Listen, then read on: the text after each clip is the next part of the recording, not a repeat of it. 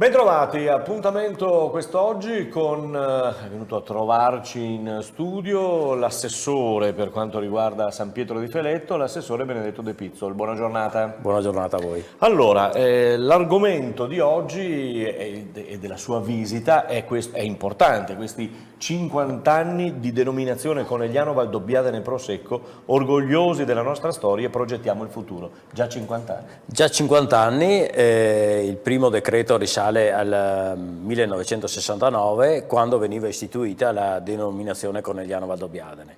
Ci sono stati una serie di progressi, una serie di trasformazioni anche dal punto di vista del paesaggio, sì, della storicità, dei luoghi, ma anche del mercato, che ci ha consentito poi di arrivare nel 2009, che è stato un altro passaggio molto importante, a denominazione di origine controllata e garantita, Conegliano Valdobbiadene, Prosecco Superiore di OCG. Possiamo dire comunque che è un work in progress, perché i lavori continuano, si andrà avanti e guai se non si andasse. Sì, sicuramente sì, è una, diciamo, è un'area, è una denominazione in continua evoluzione, diciamo che per quanto riguarda tutto il tema legato alla viticoltura e agli impianti, diciamo che come area probabilmente stiamo raggiungendo un po' la saturazione, però adesso è bene invece lavorare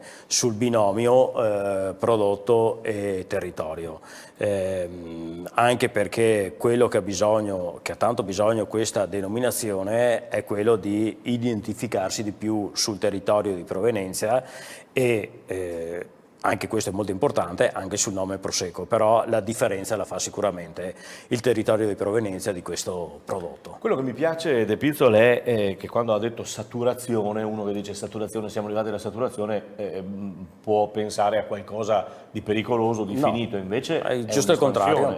È un'espansione, secondo noi, che l'abbiamo anche vista negli anni. È una espansione, diciamo, anche giusta sotto un certo punto di vista, anche coerente con il territorio. Diciamo che adesso dobbiamo molto probabilmente puntare molto di più sul marketing e sulla promozione e la valorizzazione delle colline. Non a caso c'è tutta questa discussione, e speriamo vada anche bene, al giugno e luglio prossimo, la candidatura a patrimonio UNESCO. Stavo per chiedergliela io, questa candidatura all'UNESCO, il Presidente della Regione Zaia ci ha tenuto, ci tiene, è un cavallo di battaglia, come sta procedendo? Ma sta procedendo che adesso il dossier è stato depositato a Parigi. Diciamo che dopo l'assemblea in Bahrain di fine giugno e inizio luglio e con il rinvio dell'assemblea è stata presentata anche il 1° di luglio questa candidatura di Conegliano a patrimonio UNESCO delle colline, sì, di Conegliano, delle colline del Prosecco di Conegliano e Valdobbiadene. Diciamo ci è mancato anche un soffio, perché bastavano 2 voti in più e effettivamente la nostra area potrebbe essere già patrimonio UNESCO, però insomma alla fine ci hanno dato questo referral, questo rinvio semplice, che sostanzialmente hanno confermato la validità della candidatura, però ci hanno chiesto delle modifiche per quanto riguarda in particolar modo i valori di unicità che dovevano essere espressi in maniera maggiore e più puntuale, i valori di unicità dell'area candidata. Qualcuno ha parlato proprio di inghippi che magari vanno anche al di fuori di quello che è effettivamente il vero valore, la vera bellezza di queste colline. Sì, chiaro. Sì, ci sono stati inghippi anche di tipo di gelosie, di tipo, diciamo, legate al commercio, no? Diciamo che si sono opposte a questa candidatura paesi competitor come la Spagna e la Francia, però ci sono stati altri paesi che hanno confermato questa validità della candidatura. E allora è una validità che vorremmo vedere e scopriremo e vorremmo al più presto, ma andiamo di nuovo sul territorio. Quando si parlava di saturazione, quando si parlava di questi 50 anni, ma ve l'aspettavate che questo boom, questo successo, questo marchio di questo nostro Prosecco che ormai è diventato l'emblema, il biglietto da visita? Ma diciamo che qui sta la visione dei nostri imprenditori, Sì. perché abbiamo visto che la vera riscoperta, diciamo, del vitigno Prosecco prima e poi dello spumante risale all'inizio degli anni '80. Dopo da lì c'è stato veramente un work in progress, c'è stata una progressione, un'innovazione, un'evoluzione che hanno consentito ai nostri produttori di sfondare nei mercati. Diciamo che il grosso del merito è stato in quel caso i produttori. Chiaro. I produttori ci hanno messo veramente Il cuore anche, il no? cuore, sicuramente sì. Sicuramente anche perché abitano il territorio e conoscono a monte della produzione il valore che ha il valore che ha il territorio. Poi se noi andiamo a vedere anche gli iscritti delle valutazioni di vini dell'inizio 800, della prima metà degli 800, si trovano situazioni molto interessanti, scritti molto interessanti, in cui si evinceva che nei territori collinari della provincia di Treviso effettivamente i vini prodotti all'epoca avevano le valutazioni maggiori. E adesso, non per essere anche campanilista, però quelli di San Pietro di Feletto, sia bianchi che rosse, Perere, Marzemine e Bianchette, avevano le valutazioni maggiori, e i Marzemini di San Pietro avevano la valutazione maggiore. Poi insomma sul territorio sì, c'è dopo il territorio, stato, certo, sì, ma questo è veramente quello che dà il territorio, è un territorio che dà tantissimo, generoso, un valore aggiunto, generoso, e poi queste colline esposte, messe, le prime colline che si incontrano dopo il mare, effettivamente hanno queste caratteristiche che sono peculiari per i vini. Sono 4, visto che ci riportiamo ancora a San Pietro di Feletto, sono 4 le serate, la prima è già andata in onda, appunto, diciamo così, 50 anni di denominazione del Conegliano Valdobbiadene, e poi si parlerà di un altro argomento piuttosto tosto, piuttosto interessante, questo comportamento degli esseri vegetali, studi avanzati sull'intelligenza delle piante e la loro comunicazione. Sì, ci sono esperti che studiano questi fenomeni, meno male.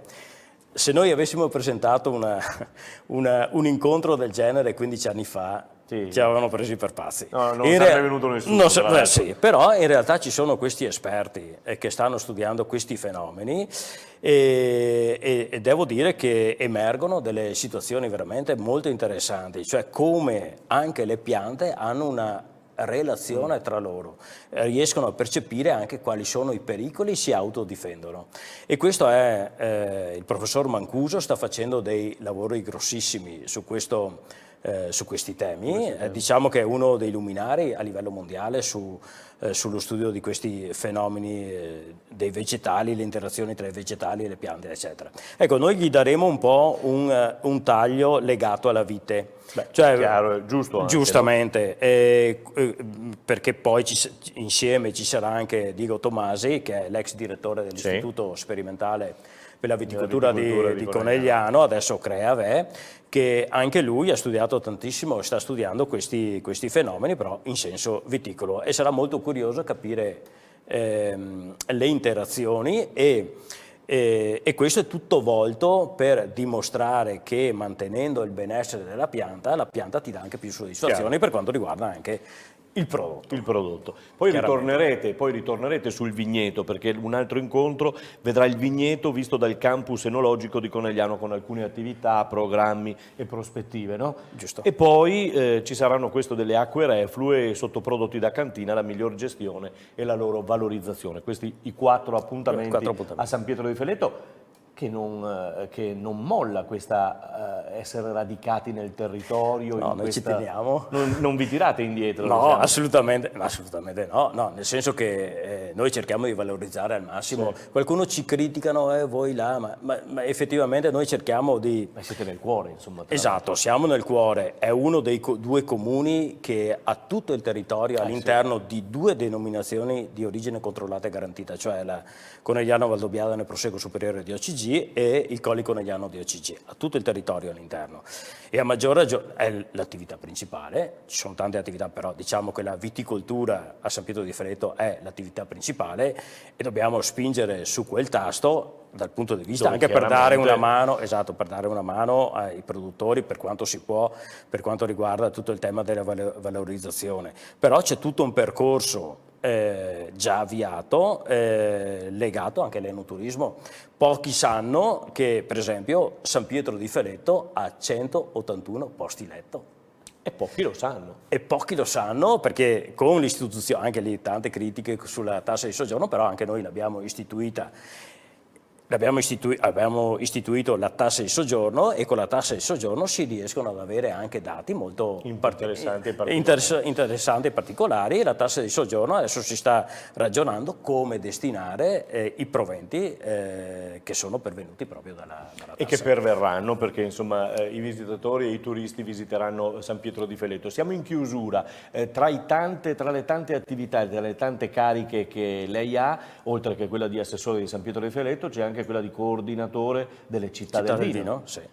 Città del vino, anche questa è una realtà che sta crescendo sta crescendo e devo dire che ci sono state anche belle adesioni ultimamente come Bassano del Grappa e questa è stata un'iniziativa da parte dei produttori di Bassano del Grappa che stanno facendo un progetto insieme a Roberto Cipresso che è un winemaker molto famoso sul recupero di vecchie varietà, in particolare la bassanese.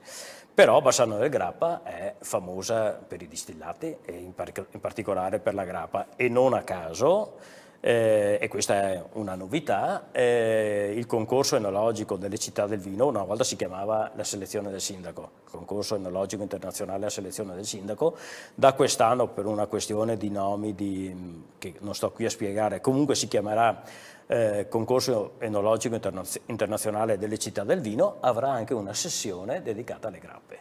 E se le dico per chiudere Brasile? Brasile, Bento Gonçalves, Rinaldo Dal Pizzol, se posso fare riferimento, è partito da casa mia. Lui è discendente di una famiglia che effettivamente è partita nel 1878 e è arrivati nel 1879 a Porto Alegre e lui ha riscoperto insieme a me nell'archivio parrocchiale di Rua di Feletto perché la bisnonna, se non erro, la bisnonna è partita solo con i 2 figli maschi e senza il marito. Che bello. E nel 2010 abbiamo scoperto che non è partito il marito perché nel 1874 è morto, è deceduto per febbre tifoidea. Che belle storie. E questo tutto inserito negli archivi parrocchiali e nei registri dei defunti. Che si possono consultare. Si possono consultare attraverso... Bene, allora Benedetto, è inutile che le dica buon lavoro perché ne ha tanti di lavoro, ne ha tanti di attività, quindi viva il Prosecco, 50 anni e chissà altri 50 minimo. Minimo. Noi pensiamo che insomma sia bene che, a parte tutte le polemiche e gli articoli e che ci saranno sempre. Che ci saranno perché sembra uno sport nazionale e internazionale vedendo anche gli inglesi, ma insomma no, noi pensiamo che sempre con le giuste tarature, però pensiamo che il fenomeno debba andare avanti. Il futuro del Prosecco. Bene, la ringraziamo e alla prossima. Alla prossima, grazie.